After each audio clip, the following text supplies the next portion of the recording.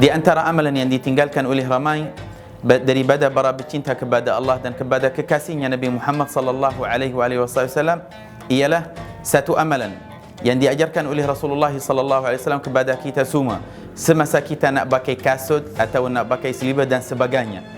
Daripada Jabir radhiyallahu anhu ardah dalam hadis sahih riwayat al-Imam Abi Dawud, qala, dia berkata, nahana Rasulullah sallallahu alaihi wasallam, Rasulullah sallallahu alaihi wasallam telah melarang kami untuk memakai kasut secara berdiri. Inilah satu larangan daripada Rasulullah sallallahu alaihi wasallam untuk kita memakai kasut secara berdiri. Kenapa? Para ulama radhiyallahu anhum wa ardahum berkata, kerana bila seorang pakai kasut, bila dia duduk senang dan selamat, dia tak akan jatuh ataupun tak akan berlaku apa-apa badannya. Dan setengah ulama radhiyallahu anhum wa ardahum berkata, yang susah nak pakai berdiri, yang susah nak pakai berdiri, disunnahkan kita duduk. Tapi kalau selipar dan sebagainya yang terbuka, masukkan kaki sahaja, tidak ada masalah jika dipakai secara berdiri. Tapi kasut dan sebagainya ataupun apa yang kita nak pakai sebelumnya, sebelum kita pakai kasut, disunnahkan kita duduk. Kenapa? Sebab selamat. Kadang-kadang seorang bila dia pakai kasut berdiri, dia jatuh. Tapi tengok macam mana Rasulullah SAW sayang kepada kita.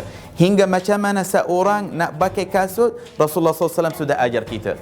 Rasulullah SAW jaga keselamatan kita. Rasulullah SAW melihara keadaan kita dan mengajar kita macam mana kita pakai pakaian, pakai kasut dan sebagainya. Nahana Rasulullah SAW, bukan haram. Para ulama radhiyallahu anhum warḍahum berkata larangan ini bukan perkara yang haram. Bila seorang pakai kasut berdiri tidak ada masalah, tapi dia sudah tinggalkan ajaran Rasulullah sallallahu alaihi wasallam.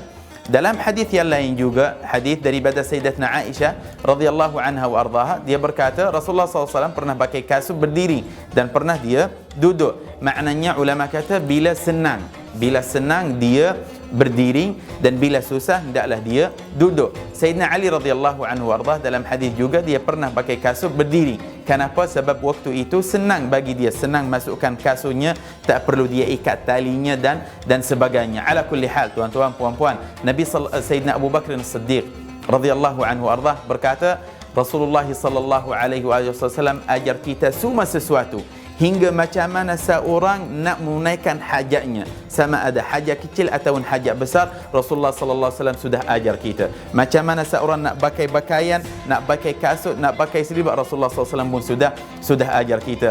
Moga Allah Subhanahu wa taala berikan kekuatan kepada kita dan mahabbah yang sebenarnya kepada Rasulullah, hingga kita dapat beramal dengan apa yang diajarkan oleh Rasulullah sallallahu alaihi wasallam. Amin Allahumma amin. Walhamdulillahirabbil alamin.